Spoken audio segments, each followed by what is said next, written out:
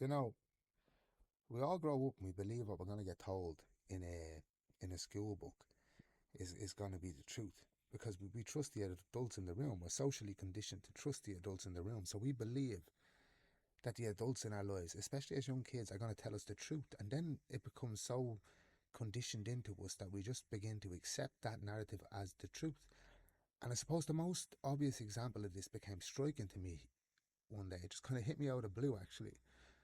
I was actually preparing for a rap battle at the time, but it hit me out of the blue about the way we were taught about the famine in school, for example, and how it was presented to us as a famine and how so many people starved because we had no potatoes. But the logical thing hit me, and this is going to shock you too. It's just that where did the pigs, the sheep, the cow, the oats, the wheat, the barley, where did the other food go? And it becomes crystal clear that it was never, ever a famine. The reality on the ground is it was a genocide, much like what's going on in Palestine today. And that's something that drew my attention to now, to talk about someone really interesting and fascinating in Irish history, right? If you want a yarn that completely breaks the mold for what they teach you in school, let's talk about Robert Briscoe. This isn't a standard story of a lad in a flat cap hiding in a ditch. This is a fella born on Lower Clanbrassil Street in Dublin, the son of Lithuanian Jewish immigrants, who basically became Michael Collins's chief logistics man and proper legendary gun runner for the IRA. The setup: Collins' secret weapon. I mean, back during the War of Independence, the big fella, Michael Collins, needed weapons and he needed them fast. And he didn't just need lads who could pull a trigger. He needed someone who could navigate international business without alerting the British Secret Service. Enter Robert Briscoe.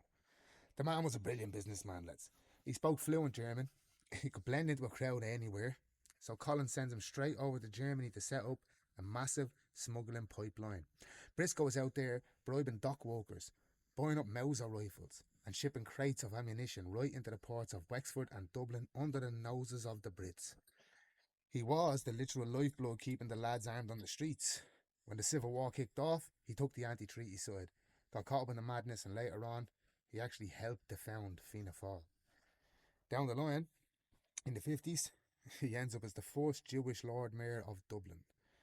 The Americans absolutely lost their minds when its Jewish Dubliner marched down Fifth Avenue leading the New York Street Patrick's Day Parade. The irony: the Collins playbook goes global. But here's where the story takes a massive twist, and it's going to spin your head. In the late 1930s, with Europe turning into a total nightmare for Jewish people, Briscoe realises they need their own state.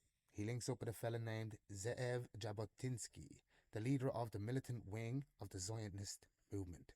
And what does Briscoe do? He literally takes Michael Collins's guerrilla playbook and hands it over to them. He becomes a cheap advisor to the Irgun, the underground